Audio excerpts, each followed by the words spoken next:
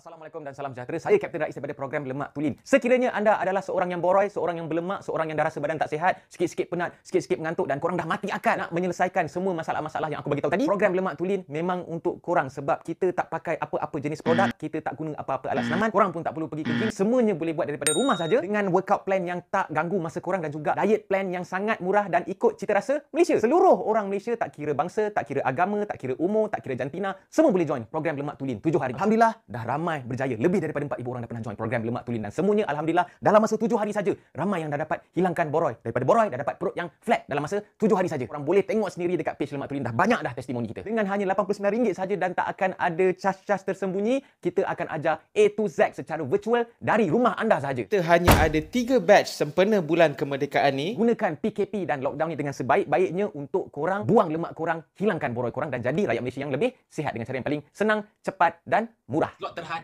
masa terhad, jadi korang jangan terlepas. Tunggu apa lagi guys? Jom join program Lemak Tulen.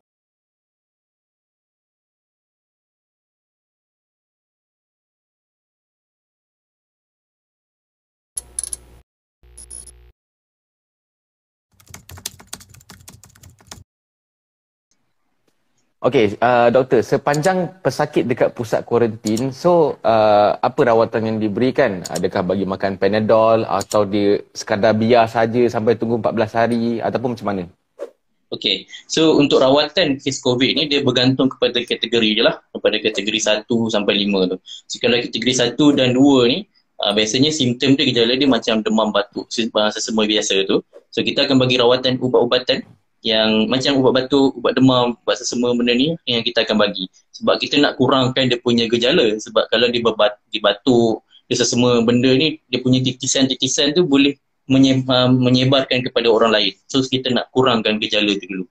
And then kalau kategori 3, dia dah mungkin memerlukan bantuan oksigen sikit. Dia dalam masa yang sama dia akan makan jugalah ubat-ubatan yang macam kita cakap tadi, ubat demam, batuk, semua bagai. And then kalau 4 dan 5 ni ada tengok case by case, biasanya kita akan start ubat antivirus. Ubat antivirus ni dia ada nama dia lah yang spesifik tu. Dan ada dos-dos yang tertentu dan biasanya pakar sahaja yang akan bagilah sama ada perlu atau tak perlu untuk pesakit ni. So biasanya kalau dah sampai kategori 5 ni, dia dah start ada masalah buah pinggang, dah start ada masalah hati, masalah jantung, semua organ-organ dalam badan dia tu dah start fail untuk bekerja lah. Masalah sebabkan COVID ni dah serang ke bahagian-bahagian organ dia tu. So that's why in kategori 5 ni dia ada end organ failure, maknanya organ dia tu dah start untuk gagal berfungsi. Kita memang berjaga-jaga lah dengan kes-kes kategori 5 ni sebab bila organ-organ dalaman dah start fail untuk berfungsi, dia senang untuk dia punya kadar kematian tu lagi tinggi. Dan biasanya juga kalau pesakit kategori 5 ni dia mungkin dah memerlukan intubation ataupun perlu ditidurkan sebab dia terlalu sakit lah. Dia tak boleh nak bayangkan lah kesakitan badan dia tu sampai kalau boleh tu dia nak rasa biar mati je lah orang cakap kalau sakit tu. Sebab tu kita akan bagi patient tu tidur, komakan dia, and then kita akan masukkan ubat-ubatan, rawatan tu dan masuk tube dan bagi oksigen lah untuk bantu dia badan dia untuk lawan COVID ni. So that's why lah kita berjaga-jaga kalau kena COVID ni. Walaupun kategori 1, 2 ni, tapi kalau dah start ke kategori 3 ke atas ni dia memang sakit lah. Banyaklah pesakit yang ada meninggal dunia dan sebagainya lah. Memang bagi saya sedih lah bila kita tengok benda-benda macam ni sebab benda ni kita boleh elak kalau kita ikut SOP betul-betul.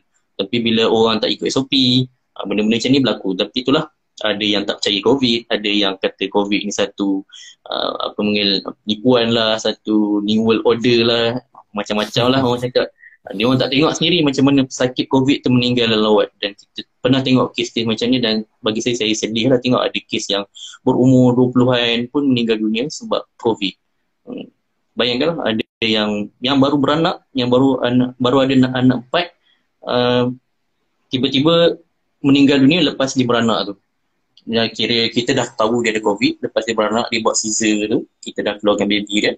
And then patient ni kita letak kat dalam ICU.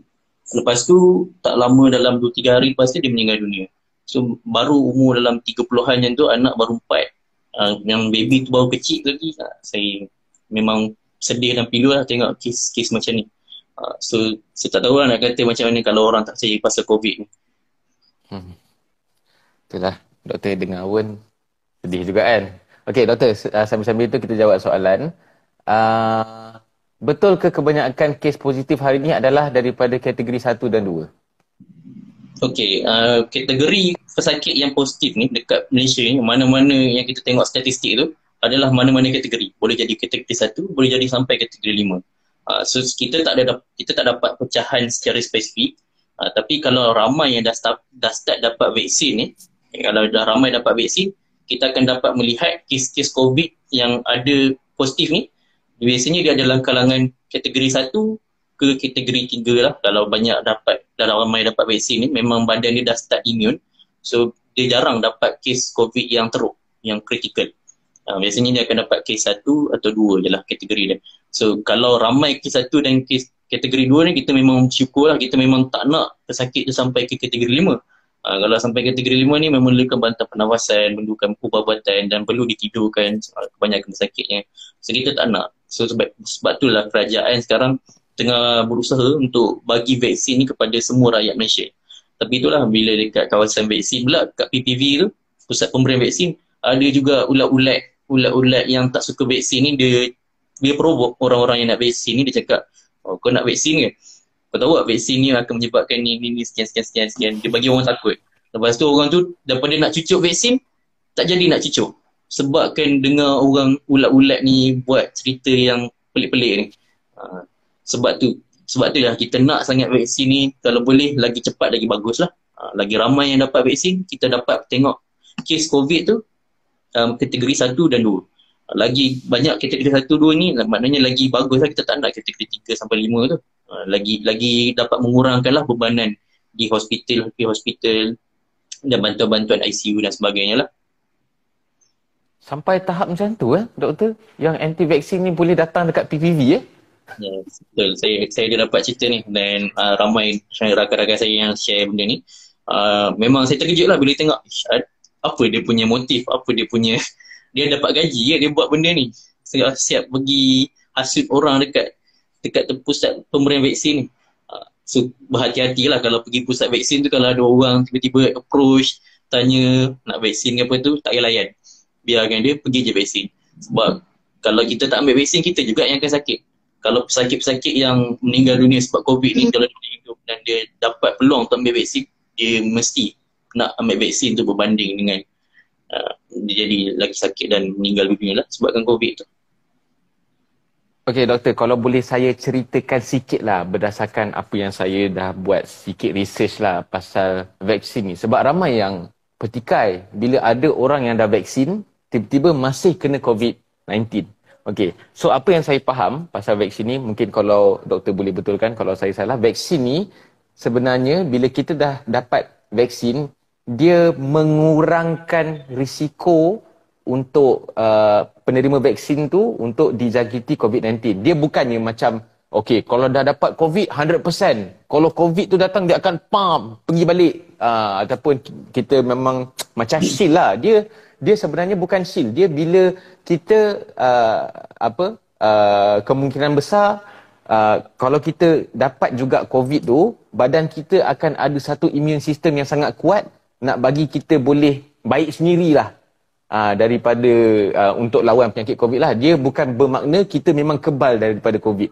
Betul tak macam tu doktor? Betul. So vaksin ni dia adalah satu, mungkin kita bagi vaksin ni untuk provoke badan kita ni untuk buat antibody melawan COVID lah.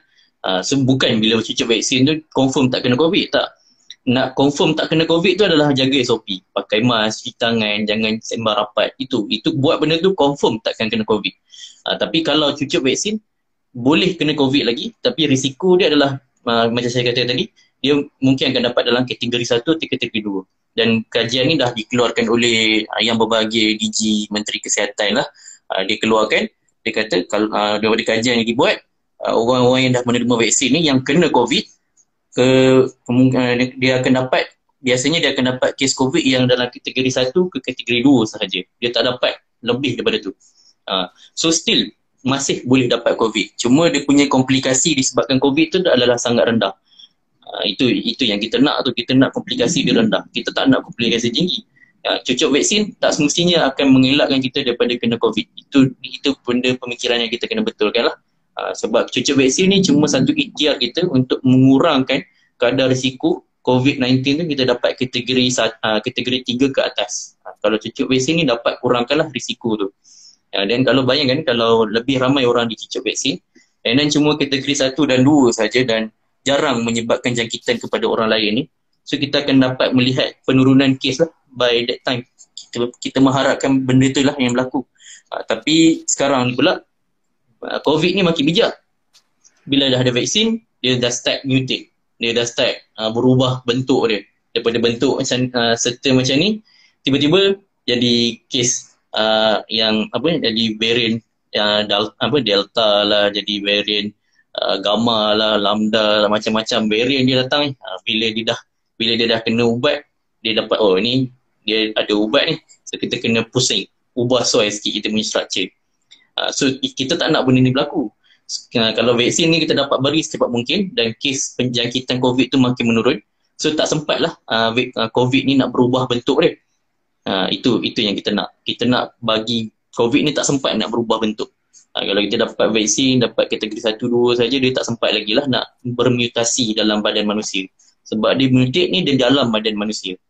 Itu yang kita kena tahu lah, yang pasal vaksin. Okey, sementara tu kita nak ucapkan terima kasih juga kepada Tuan Dr. K sebab sambil-sambil tu tolong jawab soalan daripada kita punya viewer. Okey, thank you sir. Okey, ada orang tanya tadi, doktor shift yang paling lama doktor buat sepanjang COVID ni berapa jam? Shift bila kita pakai PPE, kita tak boleh pakai PPE tu lebih daripada 4 jam lah. Itu syarat dia. Sebab ada orang pakai PPE tu kalau lebih 4 jam dia boleh collapse, boleh pengsan. Ini kalau berlaku jarang-jarang berlaku dah, sebab kita dah belajar pada awal start COVID tu, ada yang pakai lebih daripada 5 jam dan ada yang pengsan. Ada yang pengsan, ada yang meninggal dunia juga. So daripada situ kita belajar bila pakai PPE ni dia tak boleh lebih daripada 4 jam dan memerlukan pengudaraan dan inilah udara yang sejuk lah. Kalau duduk kat tengah panas pakai PPE yang full tu memang boleh meninggal lah, heat stroke pun boleh jadi. That's why paling maksimum kita pakai PPE adalah 4 jam. Lebih daripada itu memang tak digalakkan dan tak disarankan lah oleh kita punya Kementerian Kesihatan, dan juga dalam ATM sendiri pun tak benarkan benda tu lah. So kita akan buat shift tu, rotation tu betul-betul, dan bila kita bertugas, biasanya kita akan bertugas shift ni 8 jam macam tu lah. So kalau kita perlu pakai masa round yang first tu, kita akan pakai paling max 4 jam. Lepas 4 jam kita akan berehat, keluar dulu, solat, makan semua dulu. Kalau perlu masuk sekali lagi, kita akan masuk, dan paling maksimum macam yang kita tadi lah, 4 jam. Kita tak akan lebih daripada tu, time tu. Kalau lebih, memang berisiko kepada petugas tu juga. Apa nak tanya dia? Okey. Ini yang soalan yang dia punya key soalan yang saya nak tanya untuk sesi interview kali ni. Okey. Apa yang burn out sangat dekat pusat-pusat rawatan sekarang ni, doktor? Kalau boleh doktor ceritakan, maybe bukan dari kalangan doktor, maybe dari kalangan staf-staf perubatan juga, yang tahap burn out yang kita tengok sampai terbaring apa semua tu. Macam mana keadaan diorang kalau doktor nak luahkan bagi pihak diorang tahap, orang kata dah mental breakdown lah sekarang ni, petugas-petugas kesihatan ni. Kalau doktor boleh cerita sikit, burn out tu macam mana? Okay, so burn out ni kalau bahasa askar ni kita panggil pewai lah. Pewai memang dah habis tenaga lah, bahasa muda dia, penat dan letih. Memang burn out ni memang boleh berlaku kat siapa-siapa saja. Macam saya kata tadi, kita letak syarat 4 jam, tapi boleh berlaku dia terlebih sikit, mungkin lebih 4 ke 5 jam maksimum. Bila dah sampai ke maksimum time tu, dengan keadaan cuaca yang panas, bila kita buat swab, kita tak duduk kat tempat yang berekon. Biasanya kita buat swab ni biasanya dekat bawah kemah je, dan kadang tak ada kipas pun. Yang ni berpeluh-peluh, boleh pengsan. Bila letih ni, bila kita dah buat, bayangkan bila swab tu, bila kita buat mass swab lebih kurang 1,000 orang dalam sehari, kita kena buat swab je. Bayangkan buat swab tu, lengan pun dah cramp dah. Lepas tu dengan makan pun kadang-kadang tak sempat, minum pun tak sempat dengan panasnya. Itu yang jadi kita terbaring je. kalau askar ni, kalau kita pakai loreng tu, kita baring je kat mana-mana. Macam tu jugalah petugas kesihatan ni pakai PPE tu, baring je kat mana-mana. Boleh baring kat tengah jalan pun dia nak baring je sebab dah letih. Berpeluh kat dalam, keletihan, makan pun tak, minum pun tak sempat. So memang kita akan baring lah dulu untuk berehatkan diri. Sebab tu je cara kita. Kalau tak baring, tak berehat ni, mungkin boleh jadi macam kata tadi lah, boleh pengsan. Kadang-kadang boleh jadi sampai meninggal dunia. Itu kita tak nak. So biar kalau dah petugas kesihatan dia memang dah keletihan sangat, memang kita faham dan kita biarkan dia berehat dululah, baring. Lepas tu kita minta dia keluar dululah, berehat dan tukar dengan orang lain. Sebab memang ada kes-kes macam ni yang memang kita tak nak benda ni berlaku lah. Sebab tu kita tetapkan 4 jam ni. Kalau max pun 5. Kalau 5 jam tu memang pewai habis lah. Dan saya boleh dikatakan untuk saya terangkan perasaan dia orang tu, saya sendiri pun pernah merasa benda tu. Dan lepas habis kita tengok patient semua, memang kita akan letih. Habis buka PPE tu memang satu perasaan yang lega bila kita buka PPE kan, macam tenang, dapat juga berehat akhirnya. Dan memang kita akan terduduk tangan ke bawah macam ni, dan bila nak habis COVID kita akan fikir tu benda yang sama kita akan fikir setiap hari, bila nak habis COVID. Bila duduk tu termenung sekejap, lepas tu okay, kita akan pergi untuk berehat sekejap, dan kita akan sambung lagi tugasan kita tu. Memang hari-hari macam tu. Dan kadang kita terpaksa korbankan cuti rehat kita, memang tak dapatlah nak merasa work from home tu. Work from home tu cuma dalam mimpi je lah. Nak work from home tu, kalau petugas kesihatan ni boleh work from home ni, semua nak berehat duduk rumah. Boleh buat swab online pun, kita buat swab secara online. Kita nak boleh benda tu, tapi benda tu tak boleh jadi. Kita memerlukan frontliner ni untuk bertugas dekat lapangan juga. So bayangkanlah dah bertahun, dekat 2 tahun jugalah kita melawan pandemik ni sampai sekarang. Dan memang tak boleh nak dikatakan betapa letih, penatnya kita nak melawan COVID ni.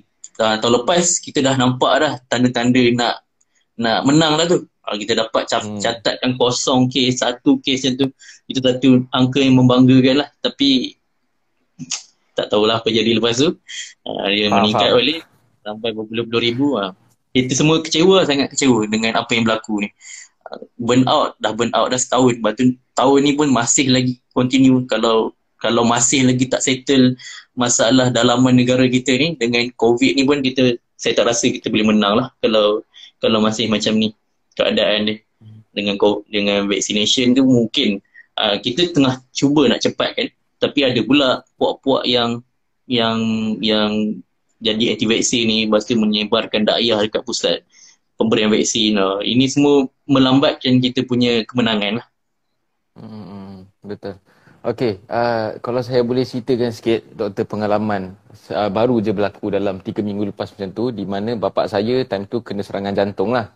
So, hospital yang macam paling dekat dengan kawasan rumah bapa saya tu, saya daripada Kajang, bapa saya call sebab bapa saya duduk seorang.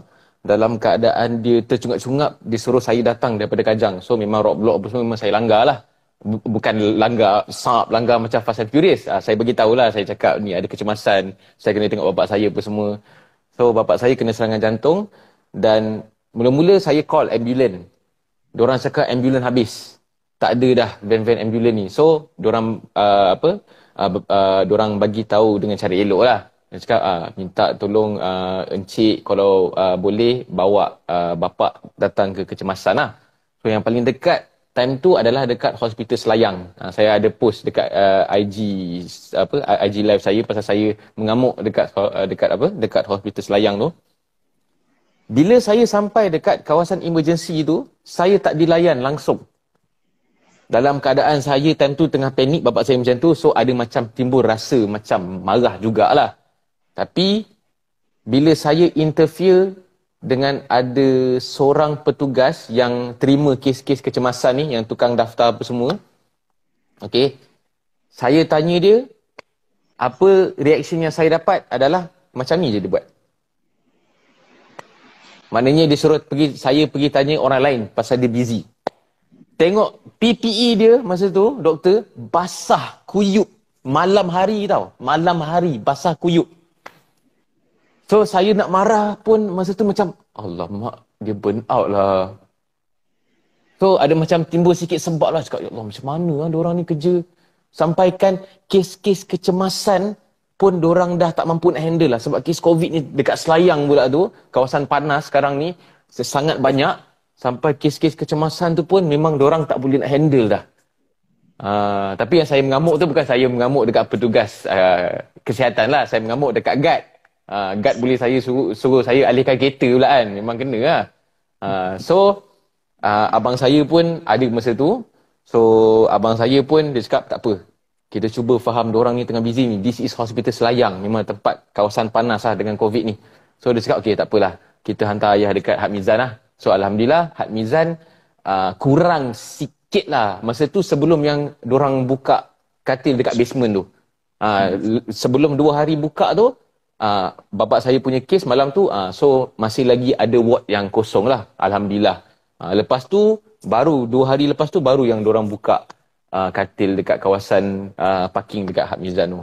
So itu saya punya pengalaman berhadapan sendiri dengan petugas kesihatan yang burn out, yang buka mata saya lah macam ya Allah kesian gila kan diorang ni kan.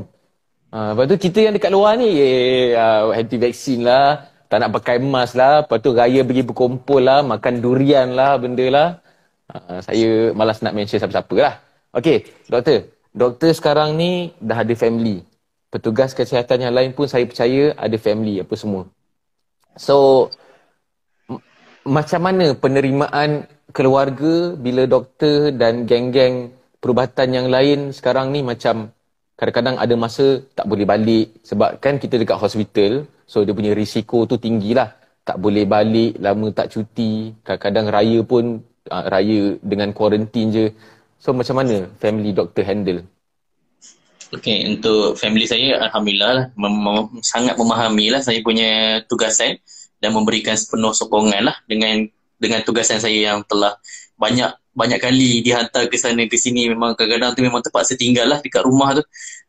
Tapi untuk sekarang ni kita tak ada perlu kuarantinkan petugas-petugas kesihatan asalkan dia tak ada kontak rapat dengan pesakit COVID tu. Kontak rapat yang dimaksudkan ni adalah dia jumpa dengan pesakit COVID tanpa memakai PPE. Dia tak pakai PPE langsung, tak pakai mask, tak pakai face shield. Ni kita baru letakkan dia perlu kuarantin, dia perlu swab. So kita akan tengok macam tu lah. So kita tak boleh nak halang petugas-petugas kesihatan ni balik rumah langsung. Kita tak boleh letakkan dia kuarantin sebab dia jumpa pesakit, tak boleh.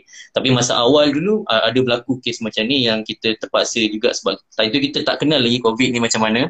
So memang kita ambil langkah berjaga-jaga. Memang kita tak galakkan dia untuk balik ke rumah jumpa anak bini semua. Dan kalau perlu balik sekali pun dia kena kuarantin di bilik yang berasingan. Tak boleh duduk sekali, tak boleh nak sembang sekali. Kalau nak sembang kena pakai mask, itulah. Dia bergantung. Tapi sekarang bila kita dah kenal sedikit sebanyak pasal COVID ni, kita dah start kita bagi untuk kategori petugas kesihatan. Kalau dia kontak rapat tu, dia mesti kontak dekat dengan pesakit COVID dan tak pakai langsung PPE. Tak pakai langsung PPE. Maknanya kalau dekat hospital Medan ni, pesakit COVID tu kita dah letak dalam satu ward tu, dia mungkin terlepas pandang tiba termasuk kawasan COVID lah, termasuk kawasan pesakit COVID. Tu memang kita tak benarkan dia lah. Memang kita akan buat kita akan buat swab test dan kuarantin. Macam tu. Tapi sekarang Alhamdulillah kita dah ada dia punya protokol, dia punya polisi di mana kita boleh benarkan petugas kesihatan ni untuk balik ke rumah sendirilah, bukan balik ke kampung. Balik kampung tak boleh lah, memang tu kena sepak orang. Kalau kita benarkan dia balik, cuma tak boleh balik kampung. Kalau balik tu pun lepas dia habis shift lah. Kadang-kadang dia orang ni tak fikir pun nak balik sebab penat, sebab letih. Kadang-kadang nak tidur terus kat bilik dom yang memang dah tersedia kat dalam ni, memang balik ke situ tidur lah sebab mungkin esok tu dia kena masuk shift balik macam tu lah. Tapi Alhamdulillah untuk keluarga saya sangat memahami tugasan saya dan beri sepenuh sokongan lah dengan tugasan yang saya anggap mulia lah dengan tugasan saya ni. InsyaAllah. Okey, doktor, kata-kata akhir yang mungkin doktor boleh bagi dekat, saya nak doktor bagi kata-kata akhir kepada orang-orang yang negatif ni. Orang-orang yang tak percaya vaksin, yang duk langgar SOP, yang cakap COVID ni satu mainan politik, agenda Dajjal, Freemason, Illuminati, yang sampai ada tahap memang dah tak percaya langsung dah. Mask pun tak nak pakai, selamba lah, degil. Kalau kata lockdown, tak nak lockdown. Kalau PKP tak nak ikut SOP untuk PKP. So apa yang doktor boleh bagi tahu geng-geng yang toksik lah yang saya panggil ni? Okay, untuk geng-geng toksik ni, kalau kita cakap pun dia kan dengar pun. Kalau dia ibarat kita tuang air dekat atas daun keladi, dia masuk jatuh dia jatuh lagi, dia tak dengar pun. Tapi kalau dia dengar sekali pun, just bagi saya ikut SOP tu betul-betul. Walaupun tak percaya COVID ke apa ke, yang penting pakai mask, cuci tangan. Jangan nak pergi menziarah sesiapa saja dalam waktu-waktu sekarang. Kes kita tengah berpuluh-puluh ribu sehari inilah. Dan kalau untuk geng-geng anti vaksin ni macam-macam dah. Kita dah bagi penerangan pasal vaksin, apa semua daripada sejarah sampailah ke fakta pasal vaksin COVID ni. Dia tak nak dengar. So tak nak vaksin, suka hati dia lah. Tapi kalau kena COVID, jangan datang hospital. Matilah sama, meninggal dunia lah di rumah dengan tenang. Jangan menyusahkan orang lain. Itu yang saya tak faham geng-geng anti vaksin ni. Dia tak nak vaksin, tapi bila sakit datang hospital. Dah tak percaya vaksin, kenapa datang hospital? Tak payah datang. Rawatlah sendiri, makanlah herba-herba, ubat-ubat yang boleh buat kat rumah tu. So basically untuk diorang ni, saya dah tak ada kata-kata dah. Memang terkejut jugalah bila saya tengok yang ada kes geng-geng ulat anti-vax ni pergi ke pusat pemberian vaksin, siap menakut-nakutkan orang yang nak vaksin tu. Daripada awal nak vaksin, tiba-tiba cancel vaksin sebab Mamat ni cakap macam ni. Saya memang tak ada kata-kata yang baik lah. Kalau boleh nak maki je diorang ni, tapi sebab live ni nak menjaga sensitiviti semua orang, kita tak maki lah. Kalau askar ni memang saya nak maki lah depan-depan tu. Basically kalau boleh maki, saya nak maki je kat dia orang. Tapi tak boleh lah saya nak kata macam tu. Cuma betul lah saya setujulah dengan pendapat doktor. Anti vaksin ni, kalau dia tak nak ambil vaksin, lantak dia lah kan. Tapi jangan ajak orang, jangan provoke orang, jangan hasut orang. Mungkin sebab saya percaya, sebab bila tengok dekat PPV pun, sebab saya handle mak mertua saya, mak saya, wife saya yang sekarang ni alhamdulillah semua dah hampir nak complete dah 2 dos. Ramai yang pergi ambil vaksin ni, ramai. So saya pun macam, baguslah rakyat Malaysia dah ada kesedaran kan. So mungkin geng-geng anti vaksin ni dah semakin kurang. So diorang dah rasa macam, alamak aku dah tak ada geng dah ni kan. Semua pakai ambil vaksin ni. Itu yang dia pergi turun dekat dekat PPV nak hasut orang untuk jangan ambil vaksin ni. So pada saya, kalau dia tak nak ambil vaksin, kau lantak kau lah. Tapi kau jangan hasut orang yang kalau dalam Islam lah, kita berikhtiar. Bukannya kita puja vaksin tu, kita aku nak jadi geng Dajjal ke apa, tak. Itu kita berikhtiar. Nabi pun suruh kalau kita ada masalah ke benda ke, ikut apa yang masalah kita ada. Salah satu cara kita nak selesaikan selain daripada tawakal adalah kita berikhtiar. So kita tak boleh nak ni lah. Okey, doktor. Saya rasa itu je masa yang kita ada. Penerangan doktor, saya harap saya sendiri pun dah buka mata, lagi saya cerah mata saya dapat tahu sendiri keadaan yang sebenar, keadaan petugas-petugas perubatan. Okey, ini untuk perubatan punya side lah. InsyaAllah saya akan buat interview juga dengan frontliner yang lain, polis ke ataupun askar sendiri yang boleh diinterview oleh saya lah. Terima kasih doktor atas masa yang diberikan, dan juga saya nak ucapkan terima kasih kepada Tuan Dr. He juga sebab sudi jawab soalan-soalan viewer kita dekat dalam ni. InsyaAllah nanti saya akan upload dekat YouTube lah supaya ramai lagi yang dapatlah apa yang doktor nak sampaikan ni. So Dr.